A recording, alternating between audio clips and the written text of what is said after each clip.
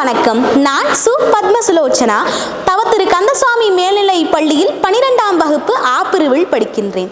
சுதந்திரம் சுதந்திரம் எங்கள் மாணவ சமுதாயத்தின் சுவாச தந்திரம். நேற்றைய இன்றைய நாளைய மாணவர்களின் உயிர் மூச்சு பெற்ற சுதந்திரத்தை பேணி காப்பது. ஏனென்றால் நீரின்றி வாழ முடியாது, நிலமின்றி நடக்க இருக்க முடியாது, ஆகாயமின்றி உறங்க முடியாது, நெருப்பின்றி பிரகாசிக்க முடியாது, இதற்கும் மேலாக காற்றின்றி சுவாசிக்க முடியாது. பெற்ற சுதந்திரத்தை பேணி காக்காவிட்டால் உடலில் உயிரிருந்தும் வாழ இயலாது. இந்த சுதந்திரமான இந்தியாவில் எத்தனை பேர் காலையில் சுதந்திரமாக கண் விழிக்கின்றனர்? விரல் விட்டு எண்ணிவிடலாம். முதலில் வாழ்வதற்காக உழைத்தனர், இன்றோ உழைப்பதற்காகவும் பொருள் ஈட்டுவதற்காகவும் வாழ்கின்றனர். போட்டி இருந்தால் ஜெயிக்கலாம், ஆனால் பொறாமையே எங்கும் எதிலும். இதில் ஆமைகள் பல வகை, அதில் சிலவற்றை காணலாம். அறியாமை, அஞ்சாமை, பொறாமை, பொய்யாமை, இல்லாமை, மறவாமை, செய்யாமை, ஒன்றாமை, மாறாமை என்று போய்கொண்டே இருக்கிறது. இந்த ஆமைகளை எல்லாம் யாரால் வேறறுக்க முடியும்? மாணவ செல்வங்களான நம்மால் மட்டுமே முடியும். உதாரணம், ஜல்லிக்கட்டு தடைக்கு எதிராக நின்றது. உலகம் பார்த்து வியந்தது நேற்றைய மாணவர்களும் இளைஞர்களும் தான். சுதந்திரம் பெற்று 79 ஆண்டுகளாகிய இந்நிலையில் அதை பாதுகாப்பதில் நேற்றைய மாணவர்களின் இளைஞர்களின் பங்கும் இன்றைய மாணவர்களின் இளைஞர்களின் பங்கும் மிக முக்கிய ஒன்றாக விளங்குகிறது. ஆட்சி மாறிக்கொண்டே இருக்கும், ஆனால் மாறாதது பதவியில் இருக்கும் நேற்றைய மாணவர்களான மாவட்ட ஆட்சியினர், காவல்துறை, வேளாண் துறை என எல்லா துறைகளிலும் படித்தவர்கள் தான் என்பதை சொல்வதில் நான் பெருமிதம் கொள்கிறேன். மேலும் சுதந்திர இந்தியாவை ஆட்சி செய்வதற்கு கல்வி தகுதி கட்டாயம் வேண்டும். தகுதி என்றால் என்ன?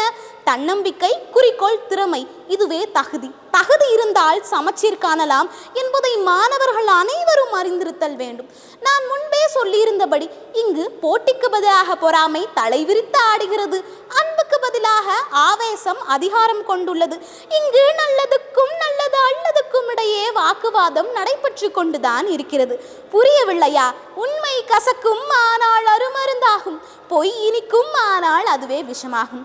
மாணவர்களே, நீங்கள் ஆழமாக புரிந்து கொள்ள வேண்டியது என்னவென்றால், சுதந்திரம் பெற்று 80 ஆண்டுகள் தொடப்போகும் முன்னிலையில் தனிமனித சுதந்திரம் உண்டா? ஒரு பெண் இரவில் தனியாக நடந்து செல்ல வேண்டும். பதவியில் இருக்கும் ஒவ்வொருவரும் ஊழல் இல்லாத ஆட்சியை செய்ய வேண்டும். சிறியவர் முதல் பெரியவர் வரை கல்வியின் முக்கியத்துவத்தை அறிந்திருத்தல் வேண்டும். மாணவர்களாகிய நாம் அவர்களின் மனதில் அதை விதைக்க வேண்டும், நீரூற்ற வேண்டும், உரமிடுதல் வேண்டும் மற்றும் அதை பாதுகாத்து அறுவடை செய்ய வேண்டும். ஏனென்றால் நேற்று என்பது உடைந்த பானை, நாளை என்பது மதில் மேல் பூனை, இன்று என்பது நம் கையில் இருக்கும் வீணை. அதை வாசிப்போம், சுவாசிப்போம் மற்றும் பெற்ற சுதந்திரத்தை பேணி காப்போம் என்று நேற்றைய காந்தியடிகள், சுபாஷ் சந்திர போஸ், தீரன் சின்னபிள்ளை மற்றும் வேலுநாச்சியார் இன்னும் பலர், முதலில் மாணவர்களே, அவர்கள் பெற்று தந்து இந்த சுதந்திரத்தை பேணி காத்து வருங்கால சந்ததியருக்கு கொண்டு செல்வது இன்றைய மாணவர்களும் நேற்றைய மாணவர்களான நம்ம ஆசிரியர் பெருமக்களும் என்று சொல்லி வாய்ப்பளித்தமைக்கு நன்றி கூறி விடைபெறுகிறேன். நன்றி, வணக்கம்.